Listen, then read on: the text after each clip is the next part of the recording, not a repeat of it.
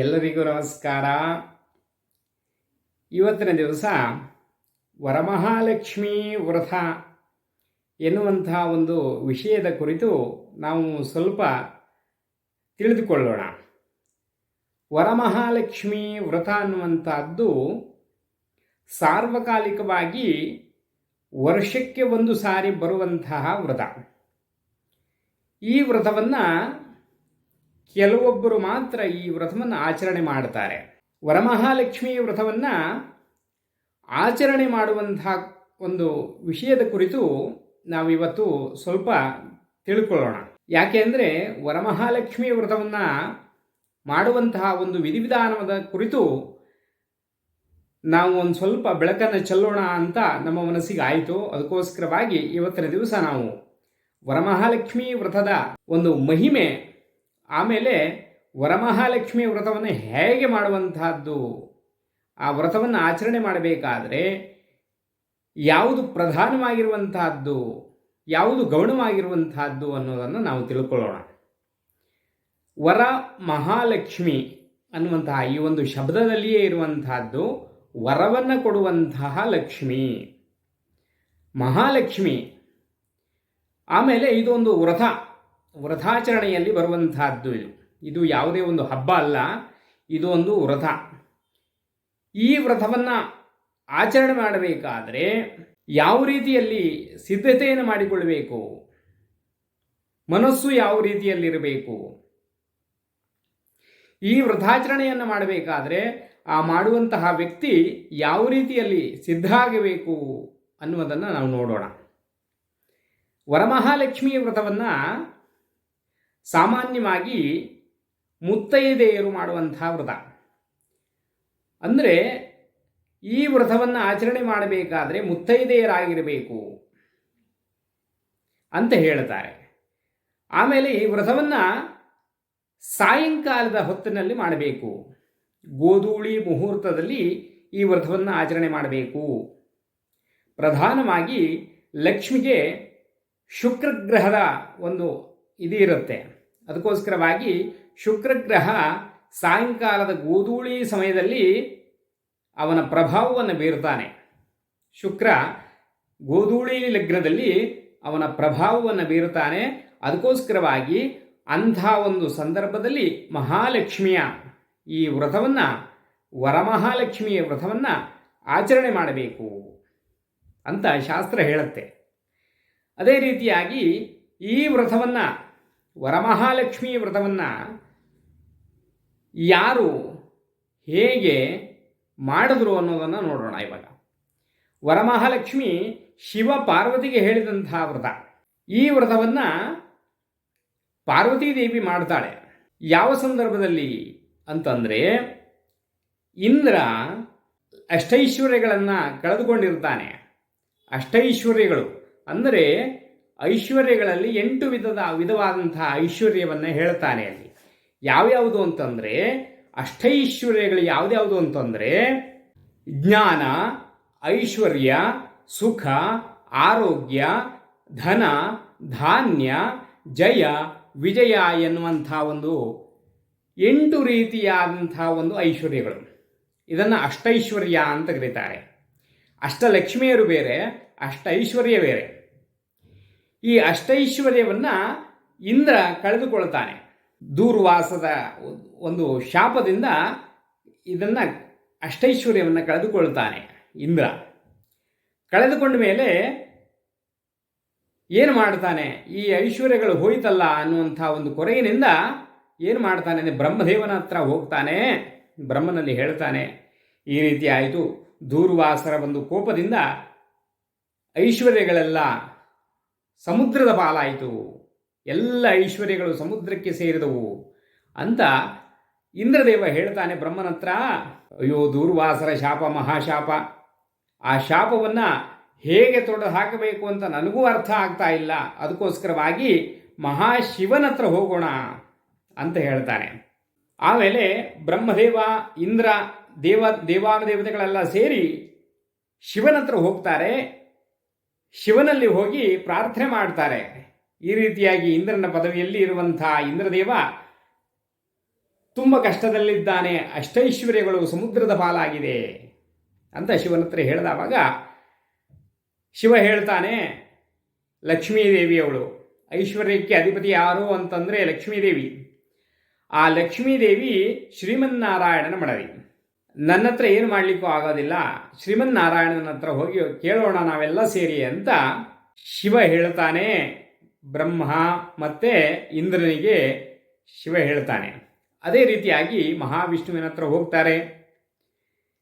ಮಹಾವಿಷ್ಣು ಇವರನ್ನು ನೋಡಿ ಆಶ್ಚರ್ಯಪಡ್ತಾನೆ. ಏನಪ್ಪ ಇದು, ಎಲ್ಲರೂ ಬಂದಿದ್ದಾರೆ, ಬ್ರಹ್ಮ, ಶಿವ, ಇಂದ್ರ, ದೇವತೆಗಳೆಲ್ಲ ಇಲ್ಲಿ ಬಂದಿದ್ದಾರಲ್ಲ, ಏನಾಗಿದೆ ಇವರಿಗೆ ಅಂತ ಕೇಳಿದವಾಗ ಹೇಳ್ತಾನೆ, ಇಂದ್ರದೇವ ಹೇಳ್ತಾನೆ, ದೂರ್ವಾಸರ ಶಾಪದಿಂದ ಅಷ್ಟೈಶ್ವರ್ಯವೆಲ್ಲವೂ ಸಹಿತ ಸಮುದ್ರದ ಪಾಲಾಗಿದೆ. ಅದಕ್ಕೋಸ್ಕರವಾಗಿ ಏನು ಮಾಡಬೇಕು ಅಂತ ದಿಕ್ಕುತೋಚದೆ ನಿನ್ನಲ್ಲಿ ಬಂದಿದ್ದೇವೆ ಅಂತ ಹೇಳ್ತಾನೆ. ಅದಕ್ಕೋಸ್ಕರ ಮಹಾವಿಷ್ಣು ಹೇಳ್ತಾನೆ, ಅಷ್ಟೈಶ್ವರ್ಯವನ್ನು ಪಡೆದುಕೊಳ್ಳಬೇಕು ಮತ್ತೆ ಅಂತ ಆದರೆ ಸಮುದ್ರದ ಮಥನವನ್ನು ಮಾಡಬೇಕು. ಸಮುದ್ರದಲ್ಲಿ ಮಥನವನ್ನು ಮಾಡಿದವಾಗ ಅಲ್ಲಿ ನಿನ್ನ ಅಷ್ಟೈಶ್ವರ್ಯಗಳೆಲ್ಲ ಸಿಗತ್ತೆ ಮತ್ತೆ ಅಂತ ಮಹಾವಿಷ್ಣು ಹೇಳ್ತಾನೆ. ಆ ಕ್ಷಣದಲ್ಲಿ ಇಂದ್ರದೇವ ಹೇಳ್ತಾನೆ, ಸಮುದ್ರ ಮಥನವನ್ನು ಹೇಗೆ ಮಾಡೋದು, ಯಾವ ರೀತಿಯಲ್ಲಿ ಮಾಡೋದು, ನಮಗೊಂದು ಅರ್ಥ ಆಗ್ತಾ ಇಲ್ವೇ. ದೂರ್ವಾಸರ ಶಾಪ ಆಗಿದೆ, ಎಲ್ಲ ಐಶ್ವರ್ಯಗಳೆಲ್ಲ ಸಮುದ್ರದ ಪಾಲಾಗಿದೆ, ಸಮುದ್ರವನ್ನು ಮಂಥನ ಮಾಡೋದು ಹೇಗೆ? ಆವಾಗ ಮಹಾವಿಷ್ಣು ಹೇಳ್ತಾನೆ,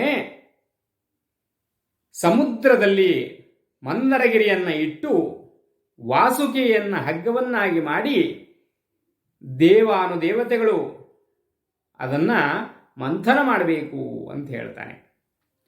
ಆವಾಗ ಇಂದ್ರದೇವ ವಿಚಾರ ಮಾಡ್ತಾನೆ, ಮಂಥನ ಮಾಡಬೇಕಾದ್ರೆ ಎರಡು ಕಡೆ ಇರಬೇಕಲ್ಲ.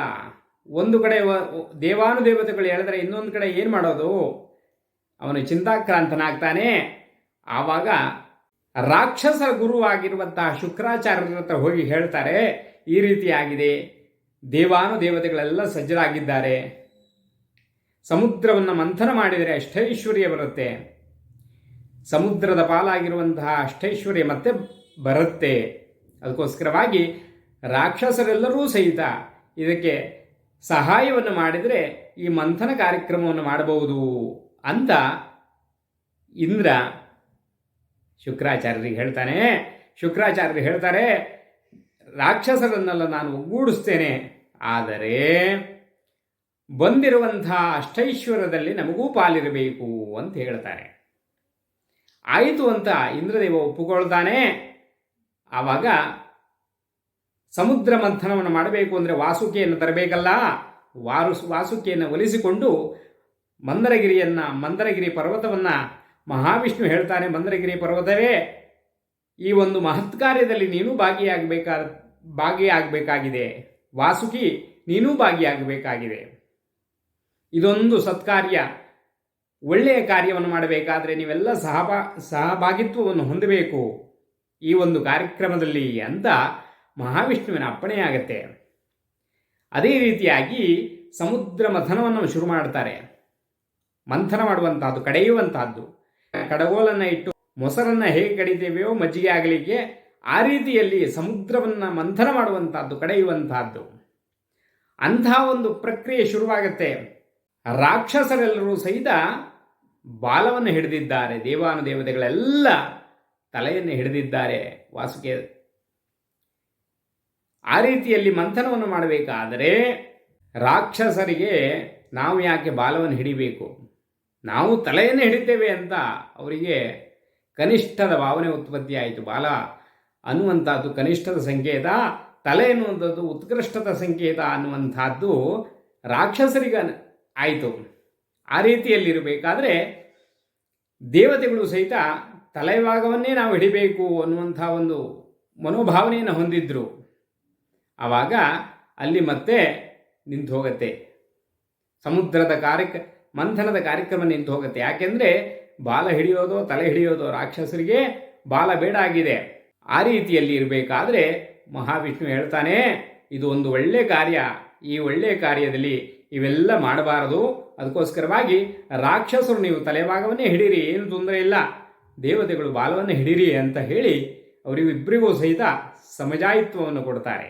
ಮಹಾವಿಷ್ಣು ಆವಾಗ ಸಮುದ್ರ ಮಂಥನವನ್ನು ಮಾಡ್ತಾ ಇರ್ತಾರೆ. ವಾಸುಕಿ ನೋವನ್ನು ತಡೆಯಲಿಕ್ಕಾಗದೆ ವಿಷವನ್ನು ಗಾರ್ತಾಳೆ. ಸಮುದ್ರದ ಮಂಥನದ ಒಂದು ಬಿಗಿ ವಾಸುಕಿಯನ್ನು ನೋವು ನಜ್ಜುಗೊಳಿಸಿದೆ. ಆ ಸಂದರ್ಭದಲ್ಲಿ ವಿಷವನ್ನು ಕಾರದಾಗ ದೇವಾನುದೇವತೆಗಳಿಗೆಲ್ಲ ಬಾಲವನ್ನು ಹಿಡಿದಿರೋದರಿಂದ ಅವರಿಗೇನೂ ಆಗಿರೋದಿಲ್ಲ.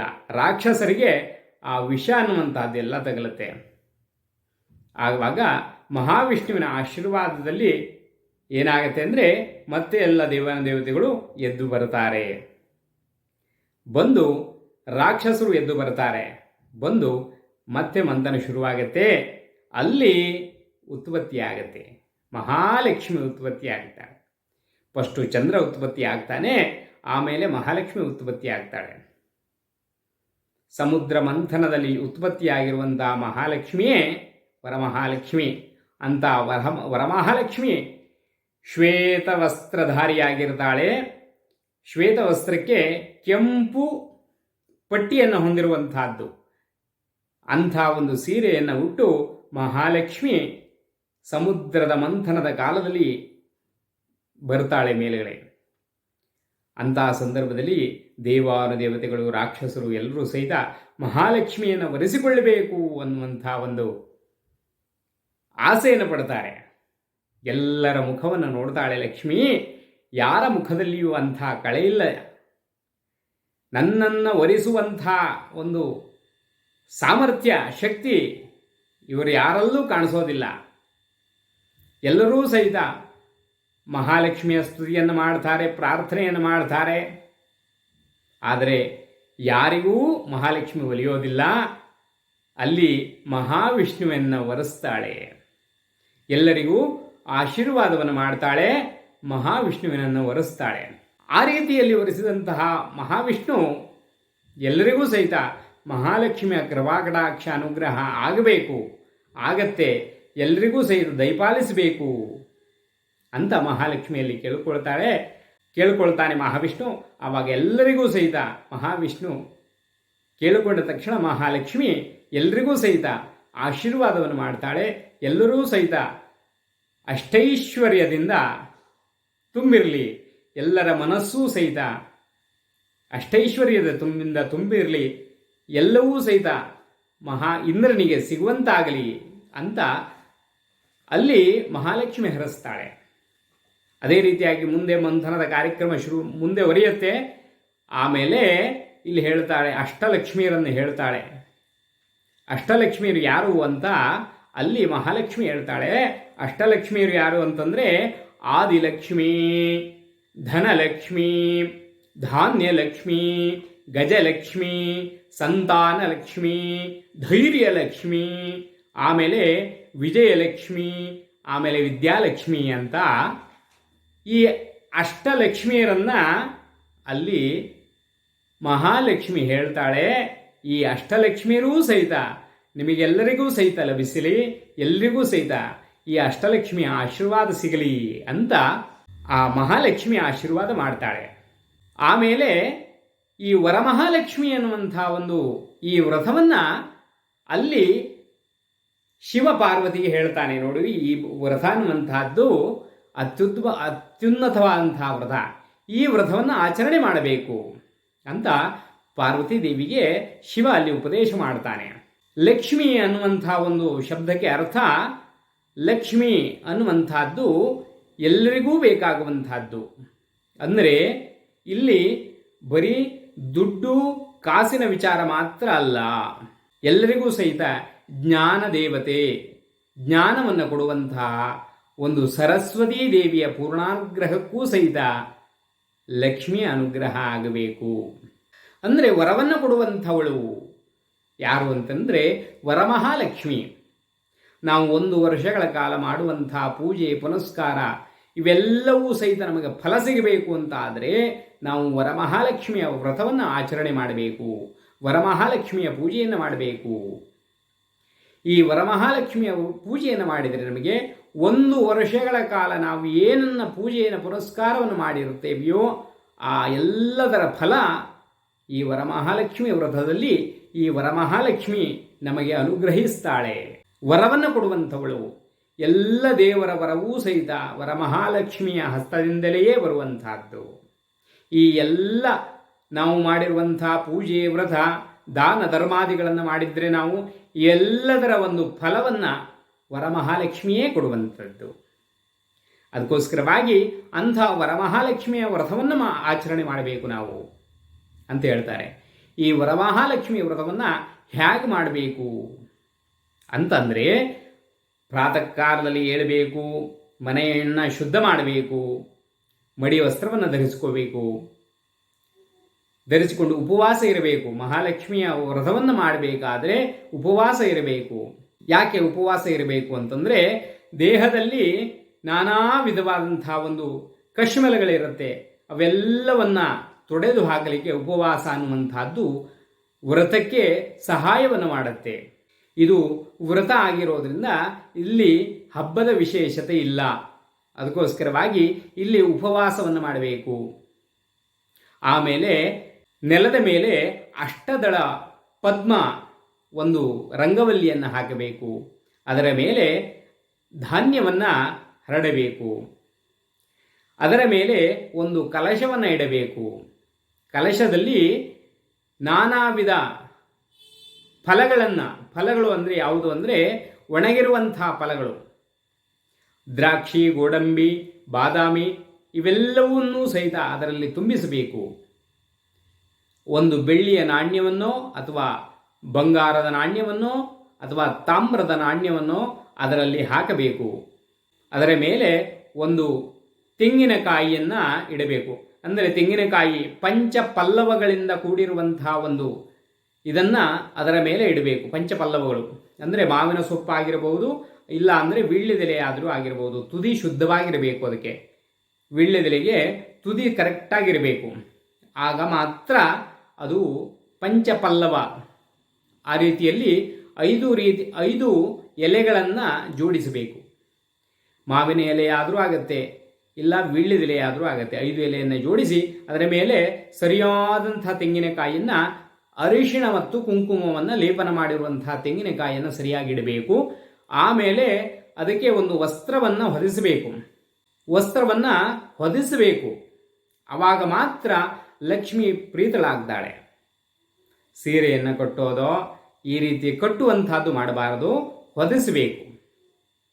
ಆ ರೀತಿಯಲ್ಲಿ ಇದು ವ್ರತಾಚರಣೆ ಆಗಿರೋದ್ರಿಂದ ಆ ರೀತಿಯಲ್ಲಿ ಹೊದಿಸಬೇಕು ಮೇಲ್ಗಡೆಯಿಂದ. ಆಮೇಲೆ ಕೆಂಪು ಪುಷ್ಪಗಳಿಂದ ಅಲಂಕಾರ ಮಾಡಬೇಕು. ಅವಳಿಗೆ ಮಹಾಲಕ್ಷ್ಮಿ ಆಗಿರೋದ್ರಿಂದ ಕೆಂಪು ಪುಷ್ಪಗಳಿಂದ ಅಲಂಕಾರವನ್ನು ಮಾಡಿ, ಯಾವುದೇ ರೀತಿಯಾದಂಥ ಕಟ್ಟಿಗೆಯನ್ನು ಇವನ್ನೆಲ್ಲ ಕಟ್ಟಿ ಅದನ್ನು ಬಂಧನ ಮಾಡಬಾರದು. ಮಹಾಲಕ್ಷ್ಮಿಯನ್ನು ಬಂಧಿಸಬಾರದು. ಈ ರೀತಿಯಲ್ಲಿ ಕಟ್ಟಿಗೆಯನ್ನು ಕಟ್ತಾರೆ ಕೆಲವರು, ಬಿದಿರಿನಿಂದ ಒಂದು ಕಟ್ಟಿಗೆಯನ್ನು ಕಟ್ತಾರೆ. ಅದೆಲ್ಲ ಮಹಾಪಾಪ, ಅದನ್ನೆಲ್ಲ ಮಾಡಬಾರದು. ಯಾಕೆಂದರೆ ಬಿದಿರನ್ನು ಎಲ್ಲಿ ನಾವು ಉಪಯೋಗಿಸ್ತೇವೆ ಹೇಳಿ? ಬಿದಿರನ್ನು ನಾವು ಎಲ್ಲಿ ಉಪಯೋಗಿಸ್ತೇವೆ, ಎಲ್ಲಿ ಆ ಕಟ್ಟಿಗೆಯನ್ನು ನಾವು ಉಪಯೋಗಿಸ್ತೇವೆ ಅಂದರೆ ಮೃತರಾದವಾಗ ಆ ಕಟ್ಟಿಗೆಯಲ್ಲಿಯೇ ನಾವು ಅದನ್ನು ತೆಗೆದುಕೊಂಡು ಹೋಗುವಂತಹದ್ದು. ಅದಕ್ಕೋಸ್ಕರವಾಗಿ ಅಂಥ ಬಿದಿರಿನ ಕಟ್ಟಿಗೆಯನ್ನು ನಾವು ಕಟ್ಟಬಾರದು. ಯಾವುದನ್ನು ಕಟ್ಟಿಗೆಯನ್ನು ಕಟ್ಟಬಾರದು. ಕಲಶವನ್ನು ಕಲಶದ ರೂಪದಲ್ಲಿಯೇ ಇಡಬೇಕು. ಅದಕ್ಕೆ ಯಾವುದ್ಯಾವುದೋ ಏನೇನೋ ತಂದು ಕಟ್ಟೋದು, ಕಬ್ಬಿಣದ ರಾಡ್ಗಳನ್ನು ಕಟ್ಟೋದು ಯಾವುದನ್ನು ಮಾಡಬಾರದು. ಈ ಮಹಾಲಕ್ಷ್ಮಿ ನಮಗೆ ಅನುಗ್ರಹ ಕೊಡಬೇಕು ಅಂತಾದರೆ ಈ ಧನವನ್ನು ಯಾವುದೇ ಕಾರಣಕ್ಕೂ ದೇವರ ಎದುರಿಗೆ ಇಡಬಾರದು. ನಮ್ಮನೆಯಲ್ಲಿ ದುಡ್ಡಿದೆ ಅನ್ನೋದು ಉದ್ದೇಶಕ್ಕೋಸ್ಕರವಾಗಿ ಎಲ್ಲರೂ ಸಹಿತ ಕಂತೆ ನೋಟುಗಳನ್ನು ತಂದು ಅಲ್ಲಿ ಇಡ್ತಾರೆ. ಅದು ತಪ್ಪು. ಅದನ್ನು ಮಾಡಬಾರದು ಯಾರೂ ಸಹಿತ. ಲಕ್ಷ್ಮಿ ಅನ್ನುವಂಥವಳು ಆ ಒಂದು ದುಡ್ಡು, ಧನ, ಧಾನ್ಯಕ್ಕೆ ಅದು ಅಧಿಪತಿಯೇ ವಿನಃ ನಮ್ಮಲ್ಲಿರುವುದನ್ನು ಪ್ರದರ್ಶನ ಮಾಡುವುದಕ್ಕಲ್ಲ. ಅದು ಮಹಾಲಕ್ಷ್ಮಿ ಧನಧಾನ್ಯದ ಅಧಿದೇವತೆ. ಅವಳಿಗೆ ನಾವು ಇದನ್ನೆಲ್ಲ ಪ್ರದರ್ಶನ ಮಾಡಬಾರದು. ಅವಳು ನಮಗೆ ಅನುಗ್ರಹಿಸಬೇಕು. ತಾಯಿ ನಮಗೆ ಒಲಿದು ನಮಗೆ ಆಶೀರ್ವಾದ ಮಾಡಬೇಕು. ಅದಕ್ಕೋಸ್ಕರವಾಗಿ ಭಕ್ತಿಯಿಂದ ನಾವು ವ್ರತಾಚರಣೆಯನ್ನು ಮಾಡಬೇಕು. ವ್ರತವನ್ನು ಮಾಡಬೇಕಾದ್ರೆ ನಮಗೆ ಭಕ್ತಿ ಬೇಕಾಗುತ್ತೆ. ಭಕ್ತಿ ಇಲ್ಲ, ಬರೀ ಮಾತ್ರ ನಾವು ಆಡಂಬರಿಕೆಯನ್ನೇ ಮಾಡ್ತೇವೆ ಅಂತ ಆದರೆ ಆ ವ್ರತಕ್ಕೆ ಅರ್ಥವೇ ಇರೋದಿಲ್ಲ. ಅದಕ್ಕೋಸ್ಕರವಾಗಿ ಅಂಥ ವರಮಹಾಲಕ್ಷ್ಮಿ ನಮಗೆ ವರವನ್ನು ಕೊಡಬೇಕು ಅಂತ ಆದರೆ ನಾವು ಭಕ್ತಿಯಿಂದ ವ್ರತವನ್ನು ಆಚರಣೆ ಮಾಡಬೇಕೇ ವಿನಃ ಆಡಂಬರಿಕೆ ಮಾಡೋದಲ್ಲ. ವರಮಹಾಲಕ್ಷ್ಮಿಗೆ ಪ್ರಿಯವಾದಂತಹ ಪಾಯಸವನ್ನು ನೈವೇದ್ಯ ಮಾಡಬೇಕು. ಹಳಸಿದ್ದೋ ಪಳಸಿದ್ದೋ ನಿನ್ನೆ ಮಾಡಿರೋದೋ ಮೊನ್ನೆ ಮಾಡಿರೋದೋ ಒಬ್ಬಟ್ಟುಗಳನ್ನು ಅವು ಇವು ತಂದು ಇಡೋದಲ್ಲ. ಅಂಗಡಿಯಿಂದ ಎಲ್ಲೆಲ್ಲೋ ಮಾಡಿರೋದನ್ನು ತಂದಿಡೋದಲ್ಲ. ನಾವು ಪರಿಶುದ್ಧವಾಗಿ ಉಪವಾಸ ವ್ರತವನ್ನು ಮಾಡ್ತಾ ನಾವು ಆ ಒಂದು ಪಾಯಸವನ್ನು ಮಾಡಬೇಕು. ಭಕ್ತಿಯಿಂದ ಆ ಪಾಯಸವನ್ನು ದೇವರಿಗೆ ಸಮರ್ಪಣೆ ಮಾಡಬೇಕು. ಅಂಥ ಒಂದು ವ್ರತವನ್ನು, ಪವಿತ್ರವಾದ ವ್ರತವನ್ನು ನಾವು ಇವತ್ತು ಎಲ್ಲವನ್ನು ಹಾಳು ಮಾಡಿದ್ದೇವೆ. ಯಾಕೆಂದರೆ ಈ ವ್ರತ, ಈ ವರಮಹಾಲಕ್ಷ್ಮಿಯ ವ್ರತ ಅನ್ನುವಂಥದ್ದನ್ನು ನಾವು ಯಾವುದೋ ಒಂದು ಆಡಂಬರಿಕ ವ್ರತವನ್ನಾಗಿ ನಾವು ಮಾರ್ಪಾಡು ಮಾಡಿದ್ದೇವೆ. ಎಲ್ಲರೂ ಸಹಿತ ಆ ಒಂದು ವ್ರತವನ್ನು ಎಷ್ಟು ಹಾಳು ಮಾಡಿದ್ದಾರೆ ಅಂದರೆ ಎಲ್ಲರೂ ಸಹಿತ ಅದನ್ನು, ಆ ವ್ರತ ಅಂದರೆ ಯಾವುದೋ ಒಂದು ಆಡಂಬರಿಕವಾದಂಥ ಪ್ರದರ್ಶನ ಮಾಡುವಂತಹ ವ್ರತ ಅನ್ನುವಂಥದ್ದಾಗಿ ಅದನ್ನು ಪರಿವರ್ತನೆ ಮಾಡಿದ್ದಾರೆ. ಇದ್ಯಾವುದು ಪ್ರದರ್ಶನಕ್ಕೆ ಒಳಪಡುವಂಥದ್ದಲ್ಲ. ಇದು ಭಕ್ತಿಗೆ ಮಾತ್ರ ಸಂಬಂಧಪಟ್ಟಂಥದ್ದು. ಅದಕ್ಕೋಸ್ಕರವಾಗಿ ಅಂಥ ವ್ರತಾಚರಣೆ ಮಾಡಬೇಕಾದ್ರೆ ನಾವು ಭಕ್ತಿಪೂರ್ವಕವಾಗಿ ಮಾಡಬೇಕೇ ವಿನಃ ಆಡಂಬರಿಕೆ ಮಾಡಬಾರದು. ಉಪವಾಸವನ್ನು ಸರಿಯಾಗಿ ಮಾಡಬೇಕು. ಗೋಧೂಳಿ ಸಮಯದಲ್ಲಿ ಆ ಲಕ್ಷ್ಮಿಯ ಅನುಗ್ರಹಕ್ಕೆ ಪಾತ್ರ ಆಗಬೇಕು ಅಂತಾದರೆ ನಾವು ಇಷ್ಟನ್ನು ಮಾಡಿದರೆ ಸಾಕು. ನಾನು ಇಷ್ಟು ಮಾಡಿದ್ದೇನೆ, ನಾನು ಅಷ್ಟು ಮಾಡಿದ್ದೇನೆ, ನಾನು ಅಷ್ಟು ಹೂ ಹಾಕಿದ್ದೇನೆ, ಇವೆಲ್ಲ ಪ್ರದರ್ಶನಕ್ಕಿರುವಂಥದ್ದಲ್ಲ ಇದು. ಆಮೇಲೆ ಈ ವ್ರತವನ್ನು ನಾವು ಆಚರಣೆ ಮಾಡ್ತಾ ಇದ್ದೇವೆ ಅಂತಾದರೆ ಪ್ರತಿ ವರ್ಷವೂ ಸಹಿತ ಈ ವ್ರತವನ್ನು ಆಚರಣೆ ಮಾಡಬೇಕು. ಈ ವರ್ಷ ನನ್ನ ಹತ್ರ ದುಡ್ಡಿದೆ, ಕಾಸಿದೆ, ನಾನು ಈ ವರ್ಷ ಈ ವ್ರತವನ್ನು ಆಚರಣೆ ಮಾಡ್ತೇನೆ, ಮುಂದಿನ ವರ್ಷ ಹೇಗಿರುತ್ತೋ ಏನೋ ನಾನು ಮಾಡ್ತೇನೋ ಇಲ್ವೋ, ಈ ರೀತಿಯಲ್ಲಿ ಮಾಡಬಾರ್ದು. ಪ್ರತಿ ವರ್ಷವೂ ಸಹಿತ ಈ ವ್ರತಾಚರಣೆಯನ್ನು ಯಥಾವತ್ತಾಗಿ ಮಾಡಬೇಕು. ಈ ವ್ರತವನ್ನು ಸರಿಯಾಗಿ ಮಾಡಬೇಕು. ಸರಿಯಾಗಿ ಮಾಡೋದು ಅಂದರೆ ಯಾವುದೇ ಒಂದು ಆಡಂಬರಿಕೆಯಿಂದ ಮಾಡೋದಲ್ಲ. ಶಾಸ್ತ್ರೋಕ್ತವಾಗಿ ಈ ವ್ರತವನ್ನು ಆಚರಣೆ ಮಾಡಬೇಕು. ಈ ವ್ರತವನ್ನು ನಾವು ಅಷ್ಟಲಕ್ಷ್ಮಿಯ ವ್ರತ ಅಂದರೆ 8 ಲಕ್ಷ್ಮಿಯರ ವ್ರತ. ಈ 8 ಲಕ್ಷ್ಮಿಯರು ಒಗ್ಗೂಡಿ ನಮಗೆ ವರವನ್ನು ಕೊಡ್ತಾರೆ ಈ ವ್ರತವನ್ನು ಆಚರಣೆ ಮಾಡಿದರೆ. ಅದಕ್ಕೋಸ್ಕರವಾಗಿ ಎಲ್ಲರೂ ಸಹಿತ ವರಮಹಾಲಕ್ಷ್ಮಿ ಹಬ್ಬದ ದಿವಸ ಇವೆಲ್ಲವನ್ನು ಆಡಂಬರಿಕೆಯನ್ನು ಬಿಟ್ಟು ಪರಿಶುದ್ಧರಾಗಿ ಶುದ್ಧ ಮನಸ್ಸಿನಿಂದ ಭಕ್ತಿಪೂರ್ವಕವಾಗಿ ಈ ವ್ರತವನ್ನು ಆಚರಣೆ ಮಾಡಬೇಕು. ಅದಕ್ಕೋಸ್ಕರವಾಗಿ ಎಲ್ಲರಿಗೂ ಸಹಿತ ಈ ಒಂದು ವರಮಹಾಲಕ್ಷ್ಮಿಯ ವ್ರತ ಎಲ್ಲರನ್ನೂ ಸಹಿತ ಭಕ್ತಿಪೂರ್ವಕವಾಗಿ ಮಾಡುವಂತಹ ಒಂದು ಮನಸ್ಸನ್ನು ಕೊಡಲಿ ದೇವರು ಅಂತ ಪ್ರಾರ್ಥಿಸ್ತೇನೆ. ಅದೇ ರೀತಿಯಾಗಿ ಎಲ್ಲರೂ ಸಹಿತ ಭಕ್ತಿಪೂರ್ವಕವಾಗಿ ಆಡಂಬರಿಕೆ ಇಲ್ಲದೆ, ಯಾವುದೇ ಪ್ರದರ್ಶನ ಇಲ್ಲದೆ ಈ ವ್ರತವನ್ನು ಆಚರಣೆ ಮಾಡಿ ಎಲ್ಲರೂ ಸಹಿತ ಆ ಭಗವತಿ, ಆ ವರಮಹಾಲಕ್ಷ್ಮಿಯ ಒಂದು ಕೃಪೆಗೆ ಪಾತ್ರರಾಗಬೇಕು. ಇಲ್ಲ ಅಂದರೆ ಏನಾಗುತ್ತೆ ಅಂದರೆ ವರಮಹಾಲಕ್ಷ್ಮಿಯ ವ್ರತವನ್ನು ನಾನು ವರ್ಷವೂ ಮಾಡ್ತೇನೆ, ನಾನು ಪ್ರತಿ ವರ್ಷವೂ ಅಷ್ಟು ಸಾವಿರ ಖರ್ಚು ಮಾಡ್ತೇನೆ, ಇಷ್ಟು ಸಾವಿರ ಖರ್ಚು ಮಾಡ್ತೇನೆ, ಆದರೂ ಸಹಿತ ನನಗೆ ಲಕ್ಷ್ಮಿ ಒಲಿಯೋದಿಲ್ವಲ್ಲ, ಲಕ್ಷ್ಮಿ ಒಲಿದಿಲ್ವಲ್ಲ ಅಂತ ನೀವು ತಾತ್ಸಾರ ಮನೋಭಾವನೆಯನ್ನು ತಾಳಬೇಕಾಗತ್ತೆ. ಅದಕ್ಕೋಸ್ಕರವಾಗಿ ಈ ವ್ರತಾಚರಣೆಯ ಹಾಗೇ ಮಾಡಿ, ಹಬ್ಬದ ರೀತಿಯಲ್ಲಿ ಮಾಡಬೇಡಿ. ಇದನ್ನು ವ್ರತವನ್ನಾಗಿ ಮಾಡಿ, ವ್ರತವನ್ನಾಗಿ ಮಾಡಬೇಕು, ಹಬ್ಬವನ್ನಾಗಿ ಮಾಡಬೇಕು. ಅದಕ್ಕೋಸ್ಕರವಾಗಿ ಎಲ್ಲರೂ ಸಹಿತ ಈ ವರಮಹಾಲಕ್ಷ್ಮಿಯ ವ್ರತವನ್ನು ವ್ರತ ರೀತಿಯಲ್ಲಿಯೇ ಮಾಡಿ ಆ ಒಂದು ವರಮಹಾಲಕ್ಷ್ಮಿ ವ್ರತದ ಒಂದು ಸಂಪೂರ್ಣ ಲಾಭವನ್ನು ಪಡೆದುಕೊಳ್ಳಿ. ಎಲ್ಲರೂ ಸಹಿತ ಸುಖವಾಗಿ ನೆಮ್ಮದಿಯಾಗಿ ಆ ಭಗವತಿಯ ಆಶೀರ್ವಾದವನ್ನು ಪಡೆದು ಎಲ್ಲರೂ ಸಹಿತ ಆ ದೇವಿಯ ಅನುಗ್ರಹಕ್ಕೆ ಪಾತ್ರರಾಗಿ ಸುಖ ಸಂತೋಷದಿಂದ ಬಾಳಲಿ, ಬದುಕಲಿ ಅನ್ನುವಂಥ ಒಂದು ಆಸೆಯಿಂದ ನಾನು ಈ ಒಂದು ವಿಷಯವನ್ನು ತಿಳಿಸಿದ್ದೇನೆ. ಎಲ್ಲರೂ ಸಹಿತ ಇದನ್ನು ಸದುಪಯೋಗಪಡಿಸಿಕೊಂಡು ಒಳ್ಳೆಯ ರೀತಿಯಲ್ಲಿ ವ್ರತಾಚರಣೆ ಮಾಡಿ ಹೇಳ್ತಾ ಇಲ್ಲಿ ಇವತ್ತಿನ ದಿವಸ ಇದನ್ನು ನಾನು ಮುಗಿಸ್ತಾ ಇದ್ದೇನೆ. ಎಲ್ಲರಿಗೂ ನಮಸ್ಕಾರ.